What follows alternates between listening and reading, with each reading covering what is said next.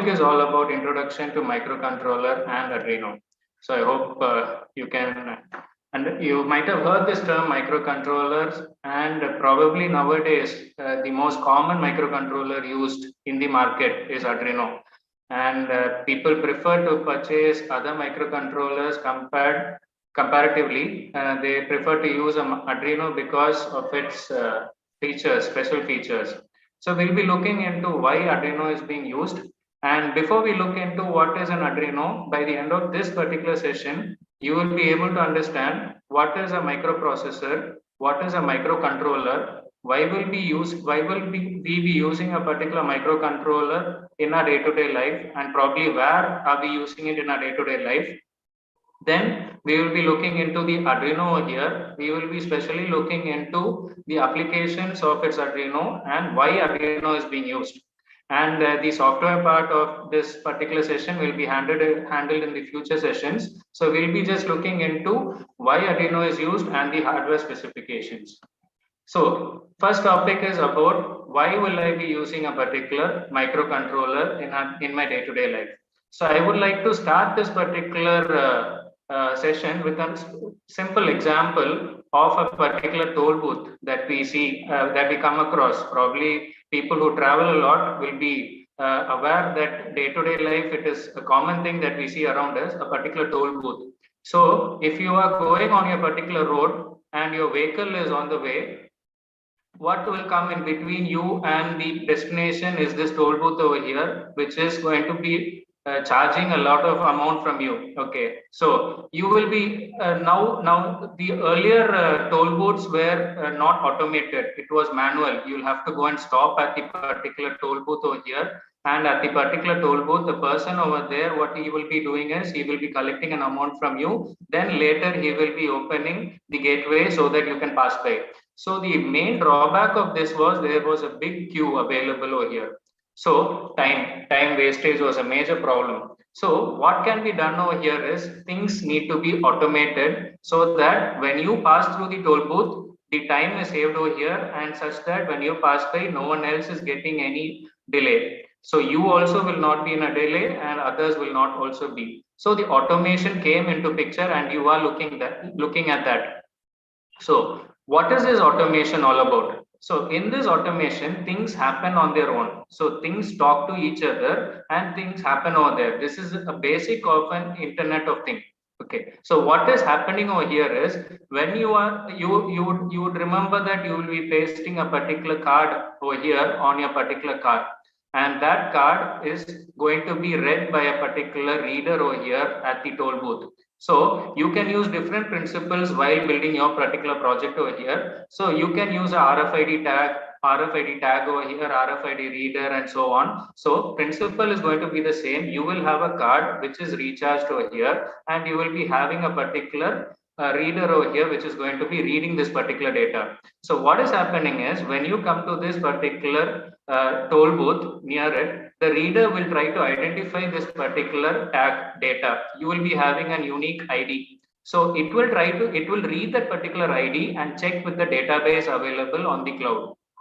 Okay, so cloud is a database where all the data of all the people are available. So it is going to be comparing it with the database available and check whether this is a valid ID. And second one, it is going to be checking whether you have sufficient balance or not. So two things are being checked over here. If these two are satisfied, what is the next step? At the end of the toll booth, at the other side of the toll booth, you may remember there is a particular gateway over here, and there is a simple motor that is connected over here. You can use this motor is controlled by this particular device over here.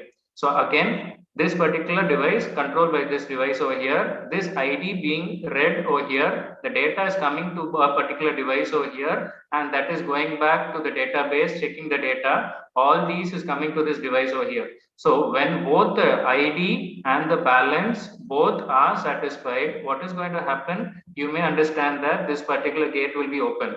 So the stepper motor is not going to go 180 degree or 270 degree and so on. It is just going to go for approximately 90 degree. From the horizontal position, it will be open to maximum the vertical position or to approximately 70 degree. So that is being pre-programmed. So what is happening? When should it close? Now that comes the next question again. So the gate is opened over here based on the two conditions, but when should this gate close? This car is going to pass by this particular gateway. It should know that the gate has passed over here. Fixing a camera would be simple, but that will make things more complicated. You have many options that can be implemented over here. You could use a pressure sensor that can be placed on the particular road, so that when the car is passing on that particular pressure sensor, you can identify that, okay, the car has passed by, and you can wait for probably 1 or 2 seconds after that. Okay, the car has passed by for now because the pressure was implemented on this particular pressure sensor, and the pressure sensor value was being read by this particular device over here, and it was understood, okay, the car has passed by. So this is one simple method. Or you can use a particular principle that is being used by bats. What does a bat do? It sends a particular signal and it receives it back. That is what bats do. And that is what we call it as ultrasonic. So that particular principle can be used over here, that particular sensor, for example. So what is happening over here, near the gateway, you can have a particular ultrasonic sensor placed over here, which will send a particular signal and receive back a particular signal over here. So what is going to happen when the particular data is sent and when it is received back, what is understood within a particular distance? So distance is a major factor. So this particular data, a particular frequency signal is sent over here and it should be received back immediately. If it is received back immediately, it is understood that the car is available there. The vehicle is available there. It could be a bus, anything. But after the vehicle has passed by, you will understand that the signal will go, but it will not get reflected back. So if the signal is keep on going and not getting reflected back, you know that, and it is understood that there is no object in front over there. So when there is no object available in front of that, it is understood that this particular gate can be closed. So it is better that you place ultrasonic sensors, or you can place pressure sensors instead of using a particular camera over there, which is used for this particular application. Again, this particular ultrasonic sensor or pressure sensor is connected to this device over here. And all the way from the beginning of the ID card reading, balance checking through the database, and making the stepper motor, this motor on and off over here, and similarly using either this particular ultrasonic sensor or my pressure sensor, one particular device is taking control over there. And what is the device? And that device is nothing but your particular microcontroller. So this is a simple example of the application of a microcontroller, which you can do it as a prototype, as a project with your students. You don't have to implement it real time. You can just use simple examples of a toy car over there. You can have a simple RFID card and RFID reader which can be purchased online. You can use the microcontroller Arduino, which you will be learning through this entire sessions. And you can use this ultrasonic sensor and motor over here to open the gate and close it and so on. You will not be requiring a cloud because you're just going to read 1 or 2 data over here. So cloud will not be required, database, you can just do it. So this is a basic example that this microcontroller can make things easy for you. If you are using a microprocessor, things will become complicated. Microcontroller, we will look into the difference of what is a microprocessor and microcontroller in the upcoming slides. So first, we will look into what is a microprocessor. So a microprocessor is a controlling unit of a microcomputer wrapped inside a particular chip over here. So, and you can see that this is a basic microprocessor available over here. It could be any processor that you are using in your computers, wherever you can see. You would have heard of the term microprocessor. Any processor is the common term that we use nowadays. We will not be using the term microprocessor. Earlier it was used because it was small in size. So they just use the term microprocessor. Processor is the terminology that we use. So processor, it's a controlling unit. It does whatever you say, it will do accordingly. That is what you do it. And it is having functions like it will be doing the ALU and control operations. So this is a major function of this particular ALU over here. But what is happening over here, you may remember if you purchase a particular computer or a laptop, you will see that the processor is separate, whereas your RAM, which is the hard disk, your ROM, your particular timer, your IO ports, all these are available external. These are available external to your particular processor over here. So this is what you mean by processor. If you put all these external devices inside a particular chip, you will not put it inside the processor, you will put it inside a particular chip, Then comes the particular concept of microcontroller. So you can see that all of these are put into a particular single chip over here. All of this is a single black color chip, which is having all those pins on the sides. So what is happening over here? You have the processor, you have the IO ports, you have the ROM, RAM, the timers, all put into a single chip over here. That is what you mean by a particular microcontroller. So the first thing that you need to know is microcontroller is not a separate device. It is a device that uses a microprocessor. That is the first thing that you need to remember. Microcontroller is not free of a processor. It uses a processor inside. Okay. So next one, we will be looking to the differences between microprocessor and microcontroller. It is the heart of your particular computer system, but this is the heart of a particular embedded system. That is what we call as a projects or prototypes. It is only a processor, so memory and IO components need to be connected externally. This is what I saw. This is what we saw here. All the devices need to be connected externally. Microcontroller has a processor. Please remember, it has a processor along with the particular memory and IO components.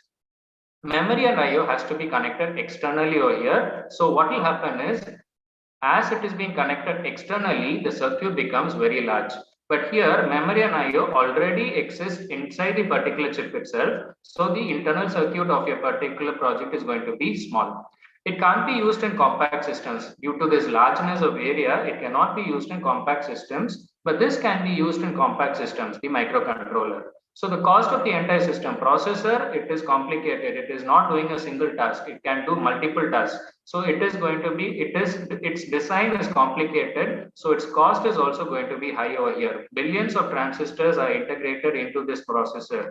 But here, the entire system cost is very low because you have very few components that are inside, and it can do only one specific task at a particular time. You cannot say to a microcontroller to do 2 projects at a time. You can interface how many other components that can be interfaced to the microcontroller, but it cannot do 2 tasks at a time. It can only do 1 task at a particular time. And that was the example that we saw at the toll booth. The toll booth, all the parts, it can do it in a single project over here, but it cannot do 2 or 3 projects at the same time.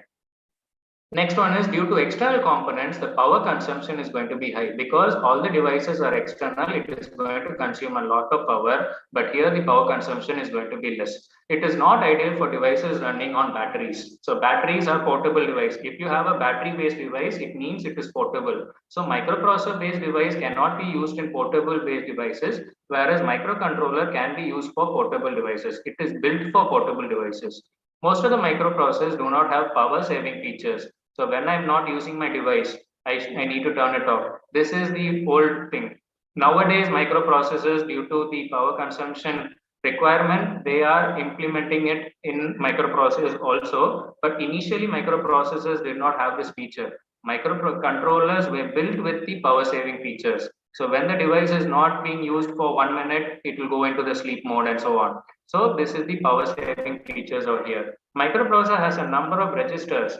So we call memory inside, we call the RAM, ROM and so on. Whatever memory is available inside the particular processor, we do not call it as memory inside the processor, we call it as registers. So registers are made up of flip-flops.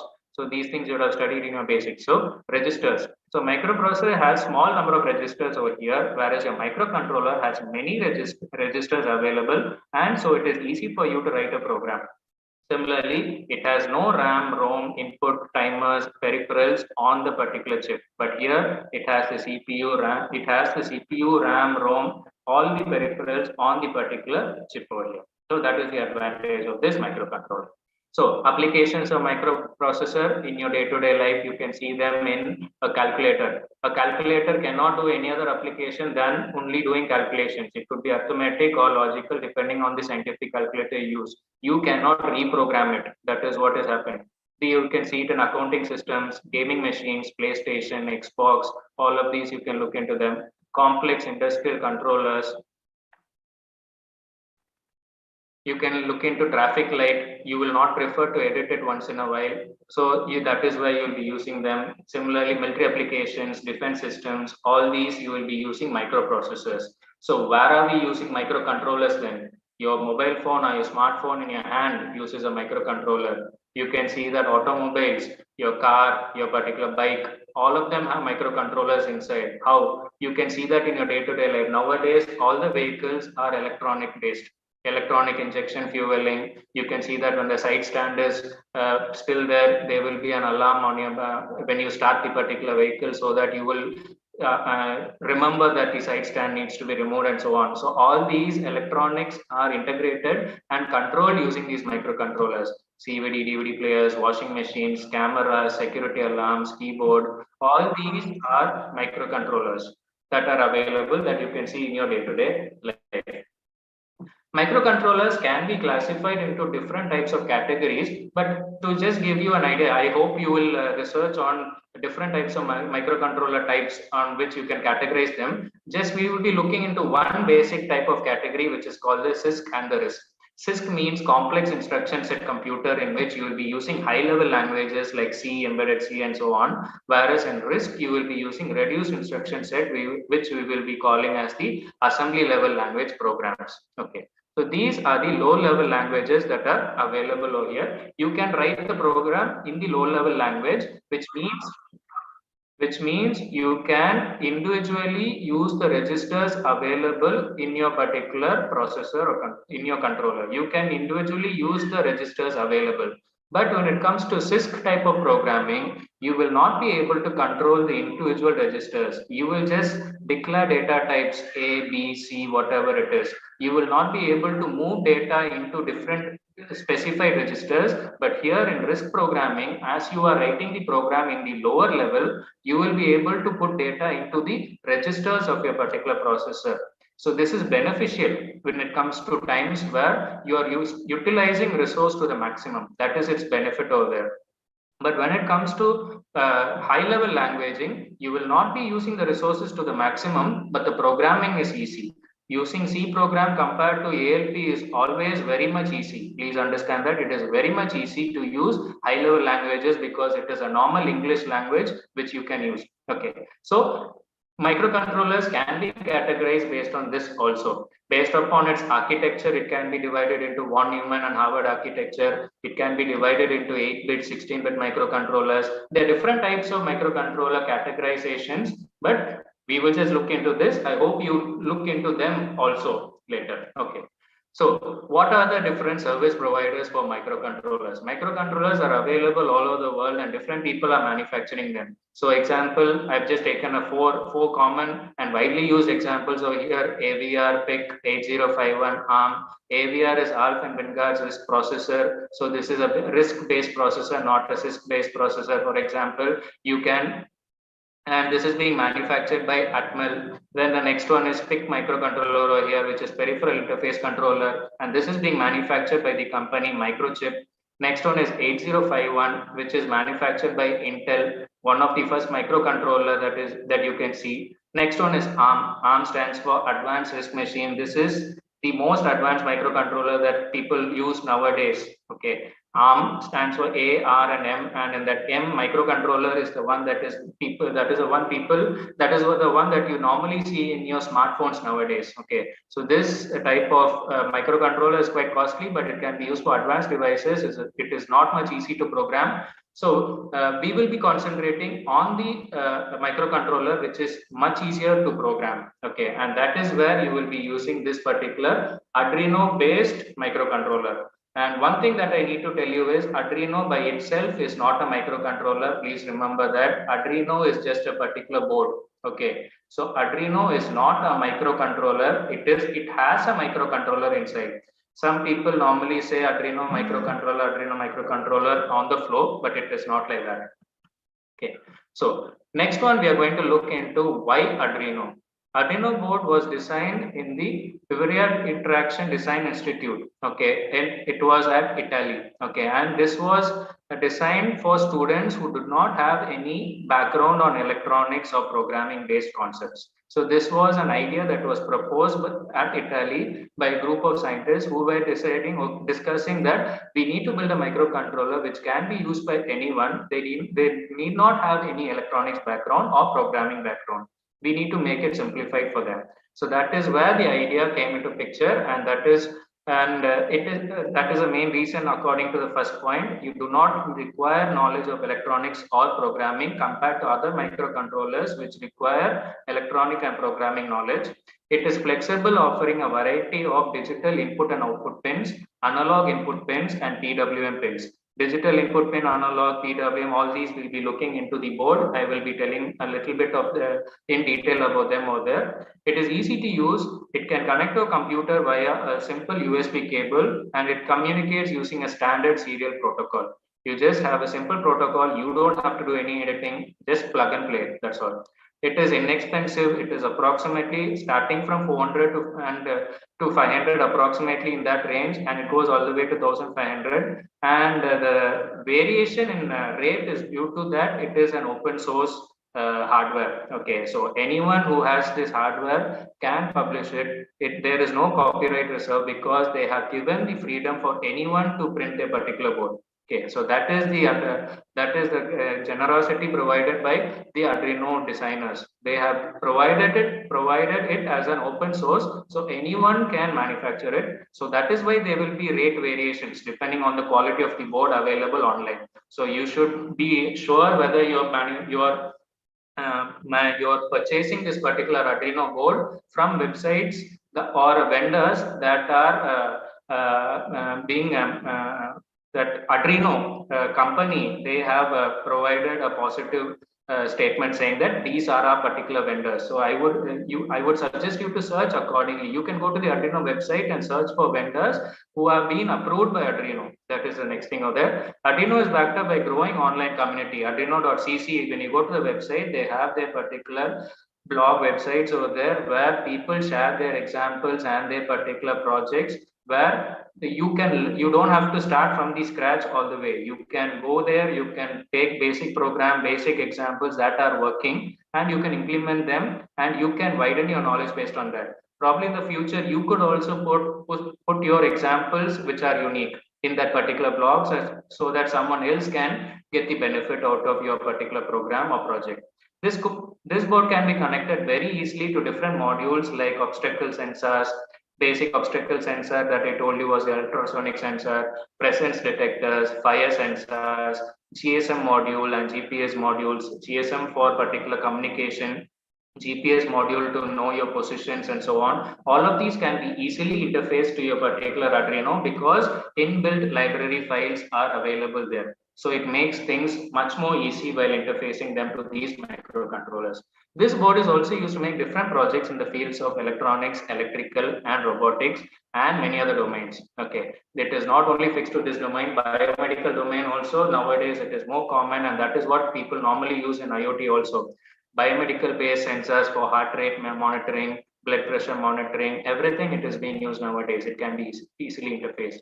This board started altering to adapt in 8-bit. Okay, it is normally used in 8-bit mode because that is the application requirement. And as I told you, it is used in Internet of Things where devices or components talk to each other. Okay, this has happened to me. What should you do? That is Internet of Things over here. And it is also used in 3D printing. It is also used in wearable devices, and it is also used in the embedded surroundings that you see around you, like traffic light controller and so on. All boards are entirely open source. I told you earlier, they have made the design open source, so you individually can also print this particular circuit by the particular PCB vendor, by the correct particular PCB vendor, and the components available. You can also print this particular Arduino board, allowing users to build them separately and finally adapt them to their size depending on your particular requirement and so on. Okay. So Arduino board has been used for making different engineering projects, different applications, and the Arduino software is very simple to use for beginners.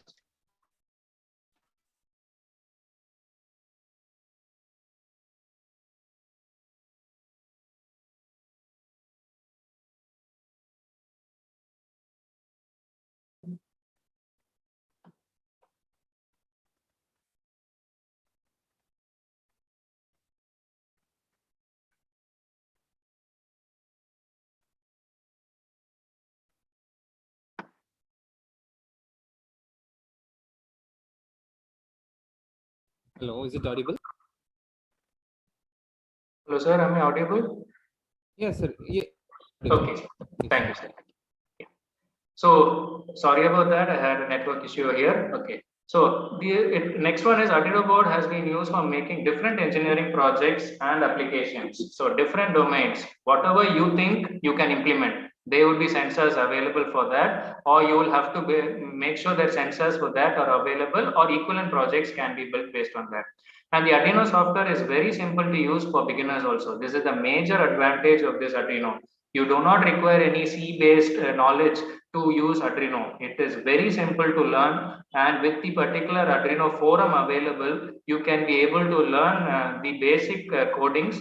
For beginners, it is very easy for them to learn. That is the advantage of this Arduino software, and that is also open source. You don't have to purchase the particular software tool, and it is applicable on multiple platforms like Windows, Linux, and Mac.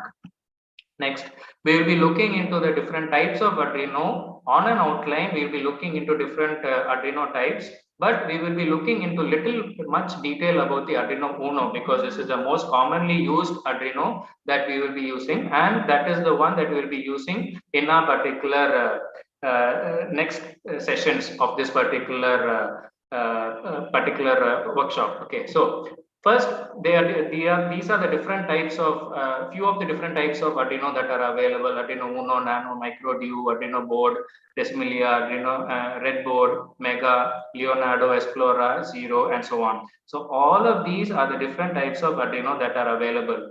All you have to do is you have to decide what is your project. So what is your project that you're going to do, or what prototype are you going to create? Depending on the device, depending on the domain where it is being used, you will have to decide which microcontroller, because each microcontroller has its own unique feature, and all of them majorly depend upon the number of input and output pins that can be connected to it. Mostly it is based on that. So depending on your project, you will have to decide what microcontroller needs to be used over here. So we will be looking into detail about Arduino Uno, and we'll be looking into an outline about what is a particular, what are the particular other microcontrollers available. So this is the basic Arduino Uno microcontroller, basic Arduino Uno. Okay, so this is the Arduino board over here. You can, I hope you can see this particular diagram in much more detail, where you will be able to see the major parts available in this Arduino. So you have this plug and play point over here, which is this USB plug over here. This is where you'll be connecting it to your particular computer. And if you have downloaded your particular code into the particular microcontroller which is available over here, what you can do is you don't have to connect it over here again. You can just use an external power supply, and this external power supply that you can give is from 7 to 12 volts. Okay, so you need a AC to DC power supply available over here, and this DC supply of 7 to 12 volt is provided at this particular socket. You will have a particular regulator over here, which is a 5 volt regulator. So any voltage above 5 volt will be converted to 5 volt over here through this regulator. Remaining is dissipated as heat, as you may know. All the 5 volt is provided to this particular Arduino over here.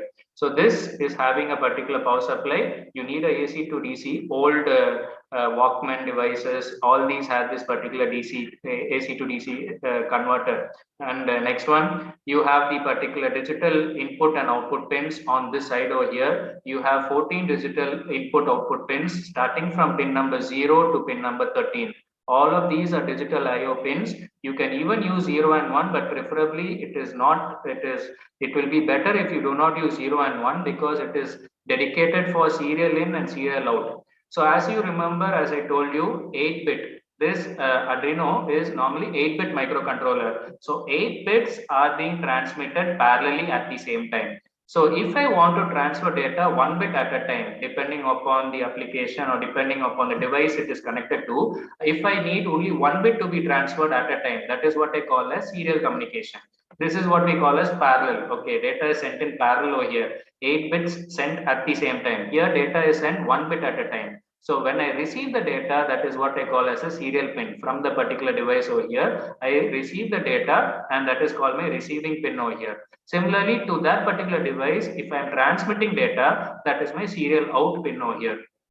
So these two pins are normally dedicated for this particular application over here. So preferably it is better if you do not use these pins for your application of parallelism. Okay. But if you have no other option, all the pins are full over here, you can use these pins over here.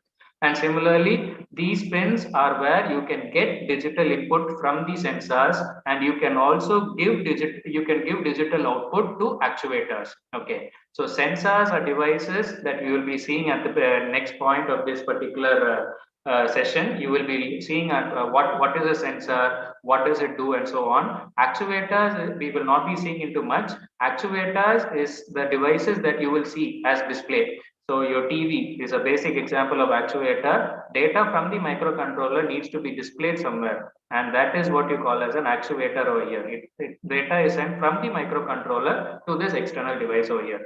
So these pins are input and output pins over here. So they are totally 14 IO pins over here. And if I need to vary the duty cycle of my particular pin over here, that is what I call as pulse width modulation. Square wave you see over here, this is called also a pulse wave. The width of my particular pulse is normally 50%, and that is why we call it as 50% duty cycle. And according that on time is 50% and the off time is 50%. The on time is what I call as the duty cycle over here. So if I can vary the on time, I can use it in different applications. So I will not go much into detail about this PWM. Experiments based on PWM, you will be seeing them in the later sessions. I just wanted to give you an outline that PWM pins are integrated into this digital pins over here. And you can see the symbol over here. These are the ones that are called as the PWM pins. So pin number 11, 10, 9, 6, 5 and 3 are dedicated PWM pins, where you can make sure that if you have a particular LED, light emitting diode, the normal thing that you will do is on and off a particular LED. But if you want to vary the brightness of your LED from dim to maximum brightness, if you want to vary it, it is like an analog. Okay, it is not digital in nature. Digital is all about 0 and 1. If you want to vary it from a low value to a high value, that is what you call it as analog. That is where you will be using this pin number 11, 10, 9, 6, 5 and 3. That is where this PWM is coming into picture. Other pins cannot be used for that, 2, 4, 7 and so on. So this PWM, its application in programs, you will be seeing that in later sessions. Next one, you have a reset button over here. This reset button, for in case your microcontroller is malfunctioning at some time, that is when you will be pressing this particular reset button over here. You have an ICSP. So in case you want to upload a program generically from your particular device and not using this particular USB plug, that is when you will be using this in-circuit serial programmer over here. This is the heart of your particular Arduino board. Okay, the heart of the microcontroller is the processor. The heart of this microcontroller, the heart of this board over here is your Atmega 328 microcontroller. So this black color chip over here is nothing but the microcontroller of this Arduino. Okay, and this is where you will be having all the interfacing devices and so on. We look into an outline of this microcontroller in the upcoming slides. There is actually another small microcontroller available in this Arduino, which you will not be able to program, and this is the Atmega 3U8. Okay, so this particular microcontroller over here is for converting USB data into serial. Okay, you are connecting it to a outside world over here. So there needs to be a particular transfer protocol, serial protocol over here. So that is taken care by this particular microcontroller over here. Our main focus is going to be on this Atmega 328 of this particular Arduino board. This is a crystal oscillator that is used over here for generating 60 megahertz and so on frequency and so on. And these pins over here are called your analog pins. And these are called as the analog input pins. This is called as input output pins. This is called as input pins, which means data from the outside world can only come into the microcontroller. Data from the microcontroller, which is analog in nature, cannot come outside through this particular pin over here. It is unidirectional. Please remember, data can only go inside. You can only read data from sensors through these analog pins. That is the thing over here, analog, and there are totally 6 analog pins over here, A0 to A6, A0 to A5. So that you will be looking into based on applications. Some sensors have real world analog data that can be read. Some sensors have real world digital data that can be read over there. So these are splitted based on this category over here. Next one, this is the power supply pins over here. You have ground pins. You have one ground pin over here and another two ground pins. So you have two ground pins over here. You have a particular 5-volt power supply, 3.3-volt power supply, and you have a particular pin over here. So this 3.3-volt and this 5-volt is going outside. Please remember, this 3.3-volt can be used to power your particular sensor or any other device that is connected to it. Similarly, you have particular other devices over here that work on 5-volt. So those devices also can be connected to this particular pin over here, where the microcontroller itself will provide the 5-volt for those particular devices over here. So that is why you need to provide 7 to 12 volt in the power socket over here. Please remember that. Any voltage below that, this particular microcontroller will not be able to work properly.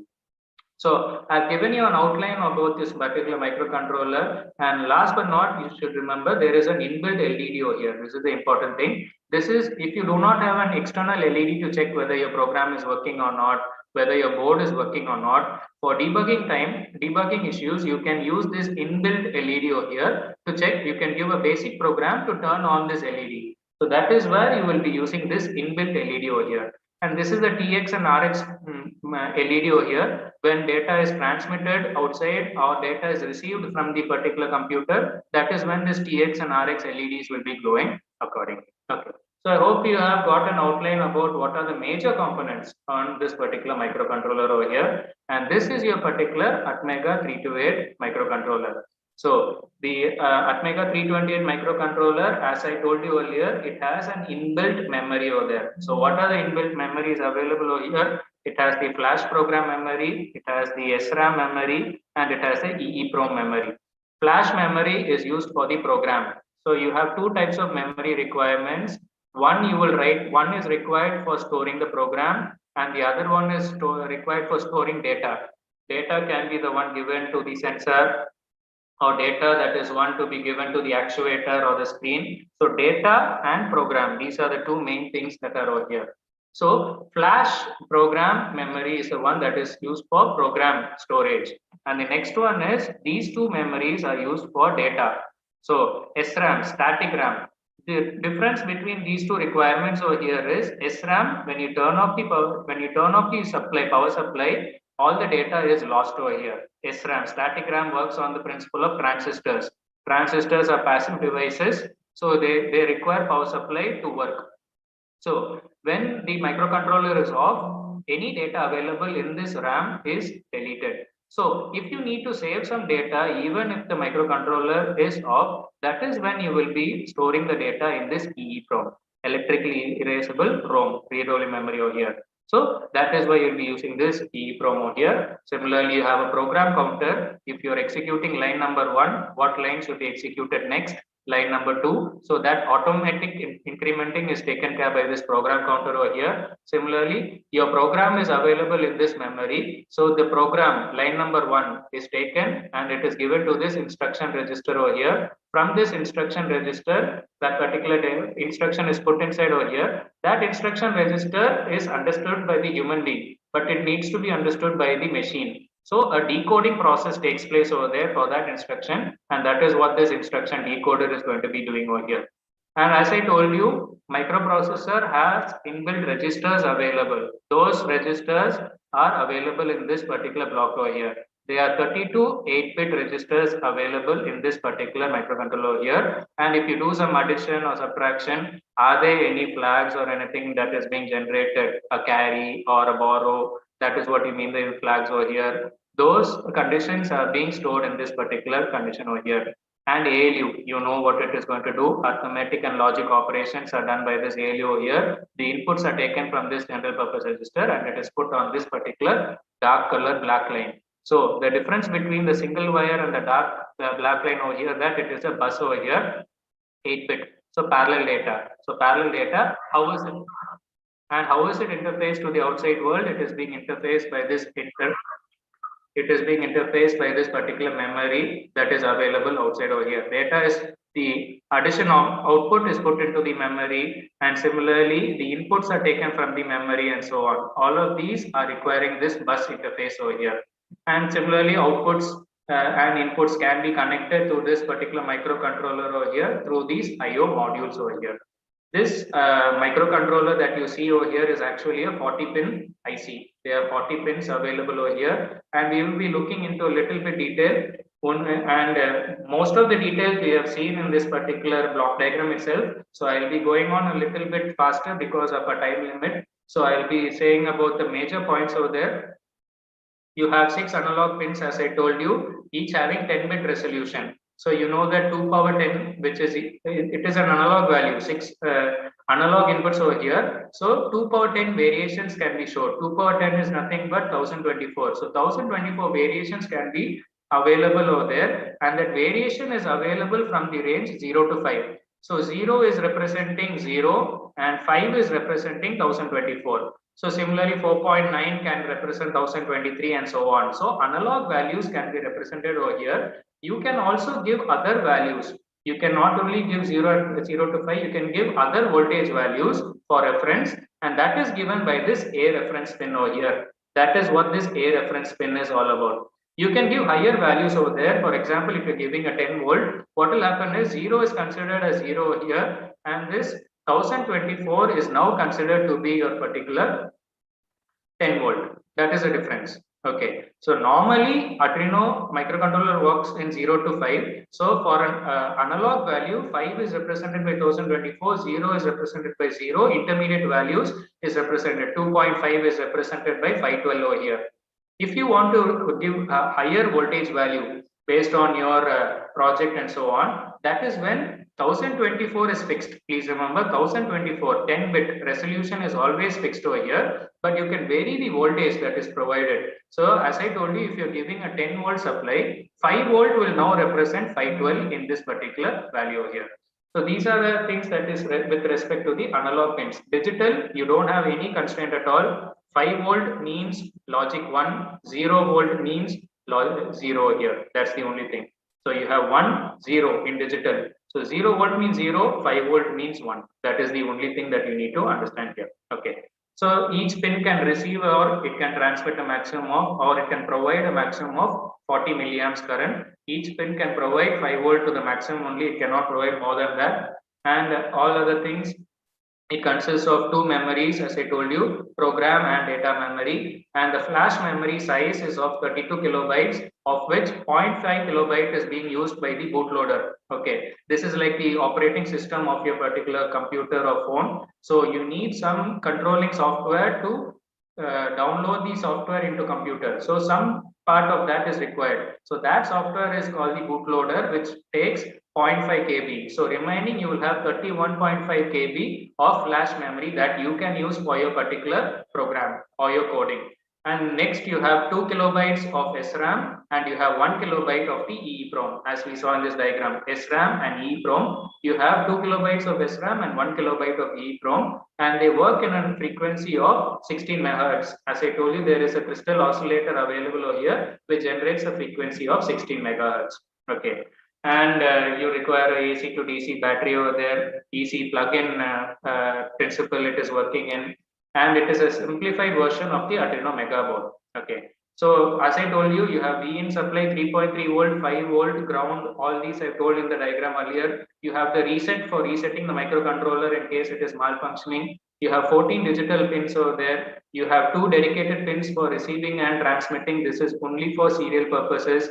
All other by default is understood that it is 8-bit parallel data transfer or communication. You have dedicated pins, as I told you, for PWM, pulse width modulation. Those pins are 3, 5, 6, 9, and 11. And next one is you have an inbuilt LED, as I told you, pin number 13. You have an inbuilt LED to check when debugging purposes, or you can use it if you do not have an external LED. You have a reference voltage that can be provided, and that voltage can vary. So that is where you will be using this A reference. And you have 6 analog pins over here where analog data can be given as input. Okay, and that analog data, you know that a microcontroller can only understand digital. It can only understand 0 and 1.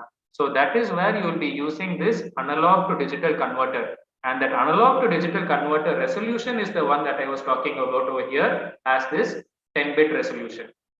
Okay, so that is the resolution that I was talking over here for this analog to digital converter. Then we have seen on a little bit in detail about the Arduino Uno. We'll be looking into on an outline about the other microcontrollers. Next microcontroller is the Arduino Nano. So as the name specifies, it is very small in nature. So it uses either the Atmega 328P or the Atmega 628, and that it is almost the same as the Arduino Uno. Very small in size, sustainable, flexible, and reliable. And you can see that it is not using the USB port, it is using only the mini USB port. Okay, and necessary to build the particular project, you cannot use the same cable as Arduino IDE. You should purchase a mini USB if it is not coming along with the board. And it mainly uses 8 analog pins, and it uses digital pins 14 and IO, which are IO pins in nature, and 6 power pins. Okay, there are 6 power pins that are available over here. So if you have a compatible, if you need a big project that requires very low space, that is when you will be using this particular Arduino Nano here. Next one is the Arduino Micro. So this mainly depends upon the Atmega 32U4 microcontroller, which includes 7 pins, which are PWM, and 12 analog pins are there. It has the same ICSP which is available in Arduino Uno, reset button, small USB connection as in the Arduino Nano, and it works on the 16 megahertz frequency. Next is the Arduino Duo. Okay, so Arduino Duo, you can see how many pins are there. There are many pins over here. This works on the ARM Cortex. So as I told you earlier, ARM is another type of microcontroller. This Arduino Duo is not working on the Atmega as we saw earlier. It is working on the ARM Cortex M3 controller. Okay, and it is the first Arduino microcontroller board over there. This board includes 54 IO pins, 12 pins for PWM. So digital pins totally are 54. Out of that, 12 pins are PWM pins and 12 are analog pins. So this is a very large board. If you have a very big project to be done, that is when you will be using this. And if you want a faster project, you can use this Arduino Duo because it works on 84 megahertz. Compared to 16 megahertz, you can see that frequency fast. It is very much faster over here. So fast operation and larger projects can be done using this. And it requires a USB on-the-go cable and a power jack required over there. And it works on 3.3 volt mainly, and you can either use the AC to DC adapter or that particular on-the-go cable for that. And this is a special type of Arduino, which is a wearable device, which means you can you can put it on your clothes also. It is a flexible type of Arduino. It is not going to be a hard PCB based material. It is a cloth. It is made up of cloth material over here. Lilipar Arduino is a wearable e-textile technology, and it is made by these people, Leah and Sparkman.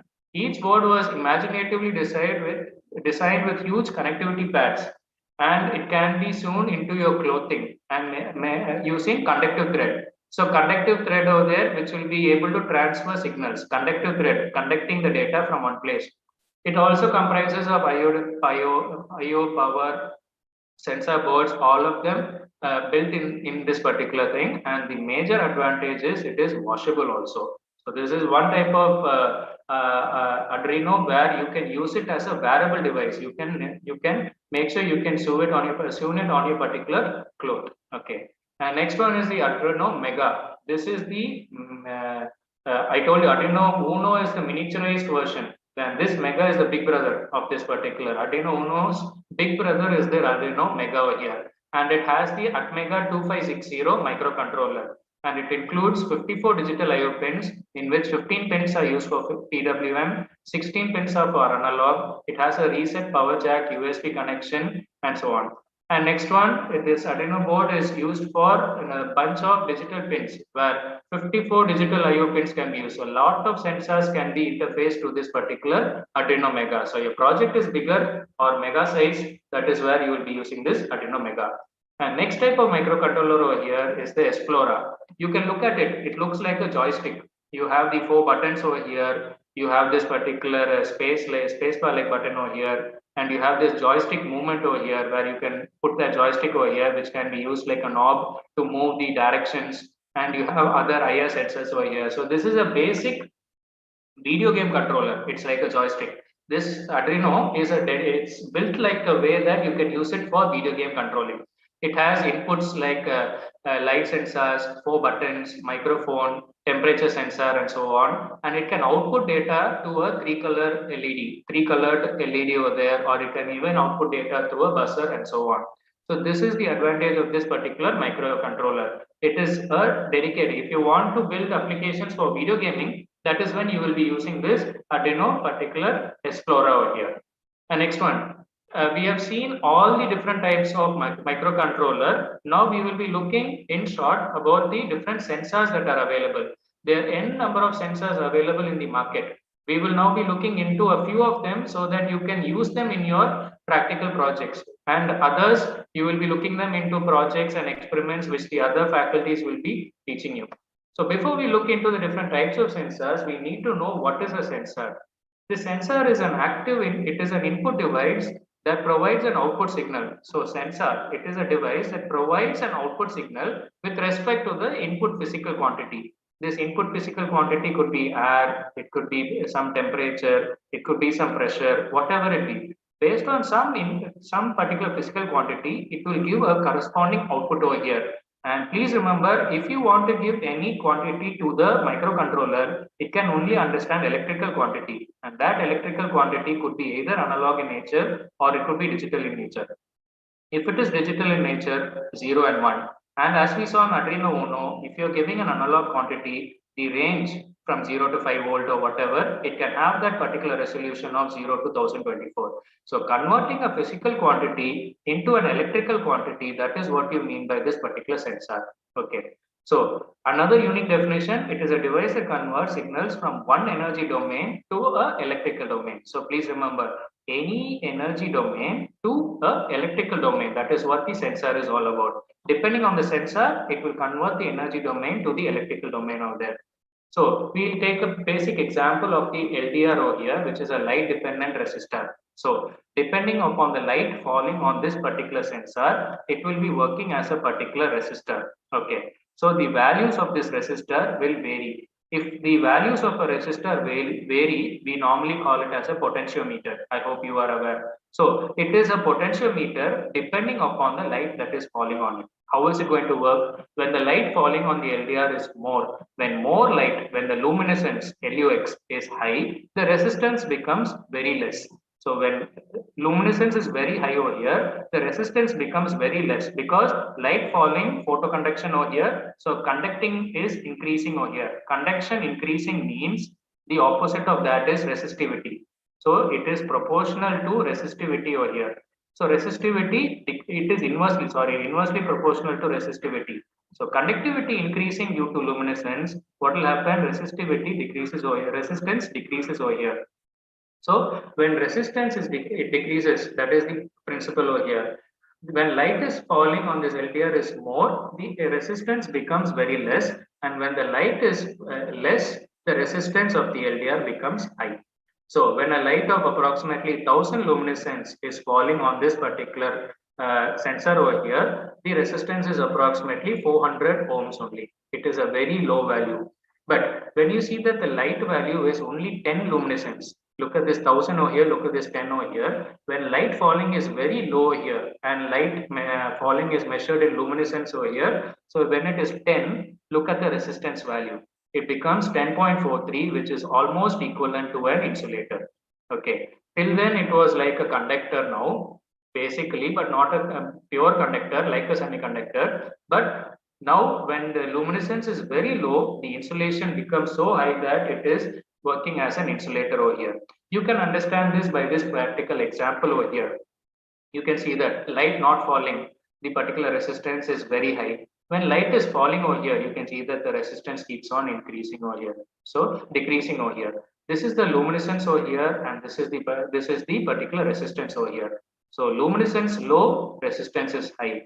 When the luminescence is high, the particular resistance is low. So light falling on this particular light dependent resistor. So depending on the light, the resistance value is changing over here. That is what this topic is. This sensor is used for. So you can use it for your particular street light control. I hope you can see that in major areas in your neighborhood also, you can see that the street light automatically going on and off. How is it done? Depending upon the sunlight falling on this particular resistor. If sunlight is falling on this resistor, you can make sure that you can use a microcontroller to make sure that the street light is off. When the light falling on this resistor is very less, you can make sure that the street light is turning on. All of these can be done using this resistor connected to a microcontroller. You just require not more than 15 lines of programming to do this simple streetlight controller. Very simple program that you can do using that. You can try it later. Next, classification. How do you classify sensors? As I told you, microcontroller classification. Sensor classifications also can be classified into different categories. A basic category is the active and passive sensors. If you require a power supply to activate your sensor, it is called as an active sensor. If you do not require a external power supply to activate your sensor, that is what you call as a passive sensor over here. So you can see that this active sensor does not require any external power supply. So that is this active sensor over here. It will give you the reading by directly taking. Direct conversion is taken place over here. But when it comes to the passive part over here, you can see that the external power supply is required in between the sensor and the measuring unit. So you require a particular power supply. So that means this particular sensor is now passive. It is like a resistor or a transistor, which is a passive device, which requires an external power supply to make it on. Okay.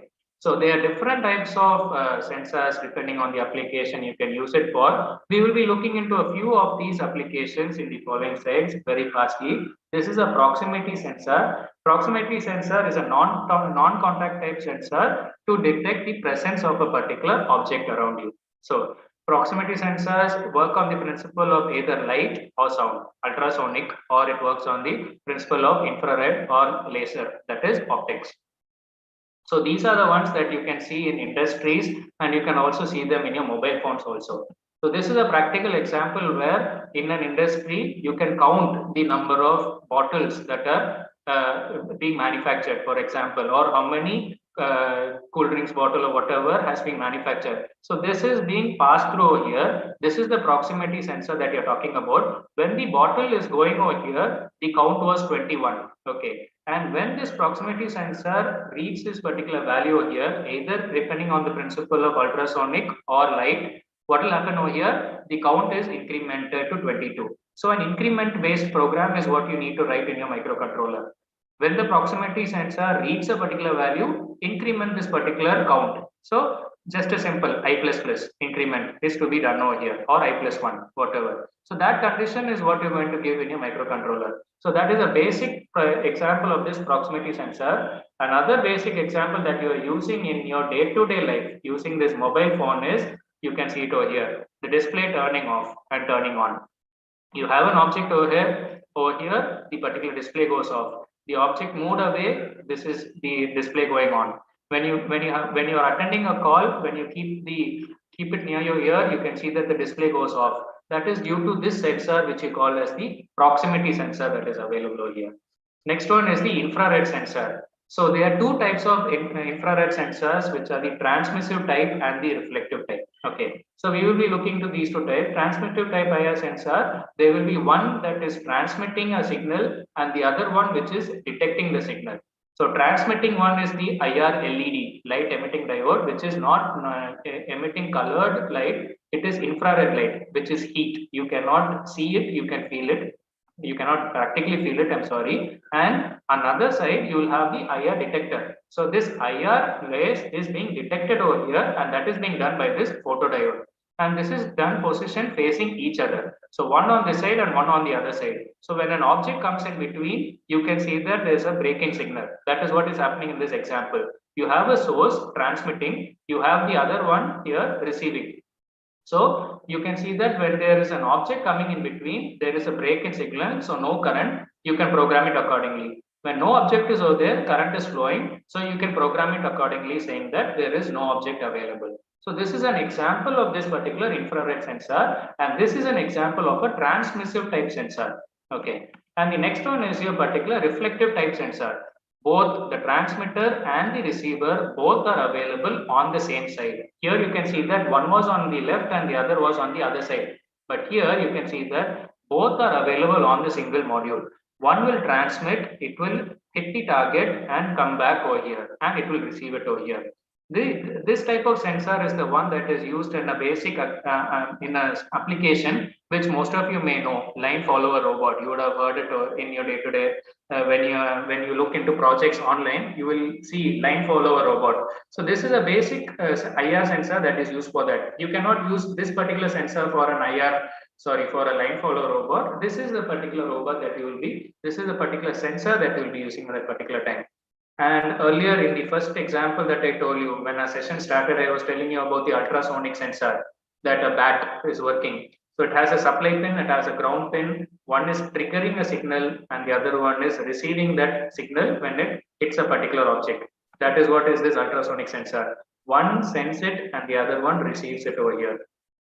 You can see that trigger, and here it is echoing and coming back over here. This distance, please remember, it is not the exact distance.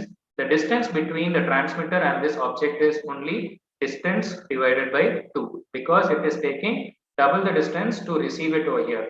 So when you are implementing the program, you will be making sure that when you're using a formula to find the distance between the transmitter and the object, you will not use this distance value directly. You will divide it by 2. That is where you'll be getting the exact value of the distance between these two.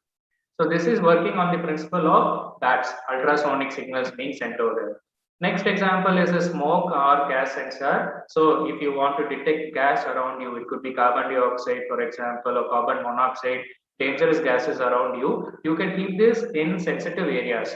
This could be kept like in places like LPG gases. LPG gas sensor is also available. You can keep it in kitchen. So when the gas is smelled where you could not feel it, this will give an alarm through the microcontroller stating that some gases are leakage is available over there.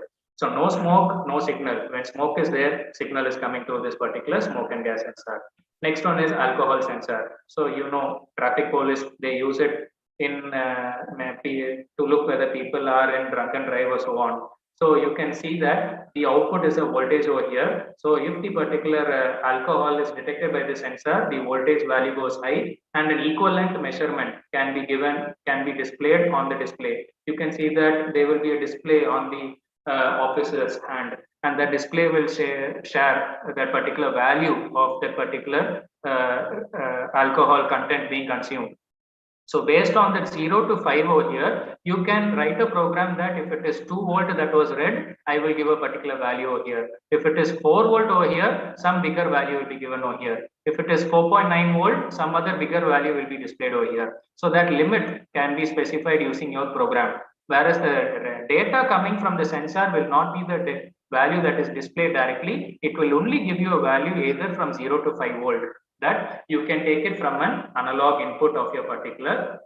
Please remember, this is a basic sensor example for analog input pin. This cannot be given to a digital pin. Okay, in a digital pin, you will not, if you connect it to a digital pin, what will happen is not consumed, consumed. Only 2 data can be read from that particular digital sensor. But if you connect it to an analog pin, the same sensor will tell you how much of consumption is being done by that particular person.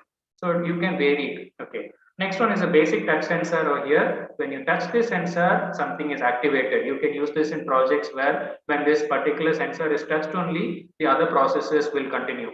So when there is touch over here, the signal comes to the output, and this output pin is given to your digital input pin of your microcontroller over here. So that is being read as a signal 1 over here when it is being touched. Otherwise, the value is 0. So this is the control that is being done by this basic touch sensor. It's a capacitive type touch sensor. When you touch it, there will be a short circuit over here and it will give the signal to the microcontroller. Next is a color sensor. These sensors will be able to identify colors that are around you, and that will be displayed on the microcontroller. And I think the last sensors that we'll be looking into is the moisture sensor. So moisture sensor, this is a moisture sensor having 2 legs over here. You place it on this particular pot, you know what is going to happen.